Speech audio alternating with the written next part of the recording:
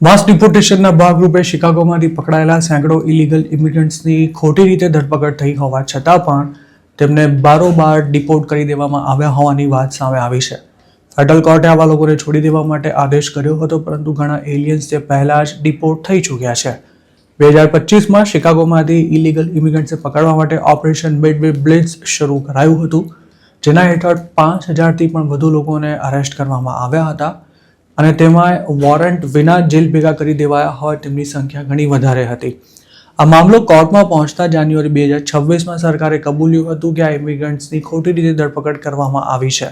તેવી જ રીતે ફેબ્રુઆરીમાં કોર્ટે વોરંટ વિના પકડાયેલા લોકોની માહિતી આપવાની સાથે તેમની બોન્ડ હિયરિંગ જલ્દીથી પૂરી કરવાનો પણ આદેશ આપ્યો હતો. જોકે હવે આ મામલામાં કોર્ટને અપાયેલી માહિતીમાં એવું જણાવાયું છે કે ગયા વર્ષે પકડાયેલા 70 લોકો વોલન્ટરી ડિપાર્ચર ફોર્મ્સ પર સહી કર્યા બાદ ડિપોર્ટ થઈ ચૂક્યા છે. ફરિયાદ પક્ષ તરફથી આ કેસ લડી રહેલા નેશનલ ઇમિગ્રન્ટ જસ્ટિસ સેન્ટરના વકીલ એલેના માર્ટિનના જણાવ્યા અનુસાર શિકાગોમાંથી પકડાયેલા સેંકડો ઇમિગ્રન્ટ્સ જેલમાંથી છૂટવાને પાત્ર ઠરતા હતા. જોકે સરકારે કોર્ટમાં તેમનો રેકોર્ડ જ પૂરો નહોતો પાડ્યો, જેથી તેમને રિલીઝ કરી શકાય છે કે કેમ તે પણ નક્કી નહોતું કરી શકાયું.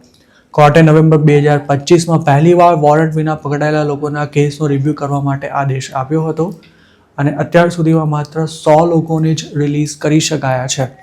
હજુ ગયા વીકમાં જ ફેડરલ ગવર્મેન્ટે ખોટી રીતે અરેસ્ટ કરાયેલા વધુ 14 લોકોને રિલીઝ કર્યા હતા.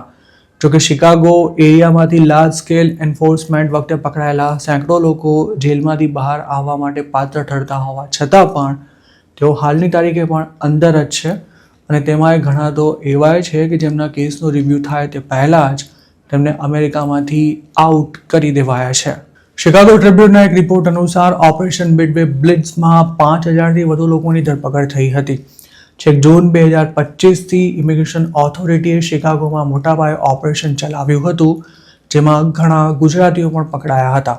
આ મામલે ખાસો હોબાળો થતાં વોરંટ વિના પકડાયેલા લોકોને અમર્યાદિત સમય સુધી જેલમાં ન રાખી શકાય તેવી માંગ સાથે કોર્ટમાં કેસ પણ ફાઇલ કરવામાં આવ્યો હતો.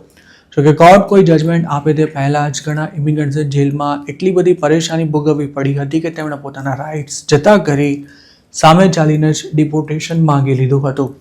આ ઉપરાંત જેને શિકાગોની બહારની જેલોમાં ટ્રાન્સફર કરી દેવાયા હતા તેમની વિગતો પણ કોર્ટ સાથે શેર કરવામાં સરકારે આનાકાની કરી હતી. આવા જ એક કેસમાં સાઉથ શોરમાં આવેલી અપાર્ટમેન્ટ બિલ્ડિંગ પર થયેલી રેડમાં પકડાયેલા એક મેક્સિકનને 8 મહિના સુધી જેલમાં રાખવામાં આવ્યો હતો. છેલ્લે કોર્ટે તેને છોડી દેવાનો આદેશ કર્યો ત્યારે એવું જાણવા મળ્યું હતું કે તેને તો ડિપોર્ટ કરી દેવાયો છે. ફેડરલ કોર્ટે આ અંગે આકરું સ્ટેન્ડ લીધું હતું, પરંતુ અપીલ કોર્ટે તેના પર હંગામી સ્ટે આપી દેતા વોરંટ વિના પકડાયેલા લોકોને જેલમાંથી છોડવાની કાર્યવાહી પણ ઠપ થઈ ગઈ હતી.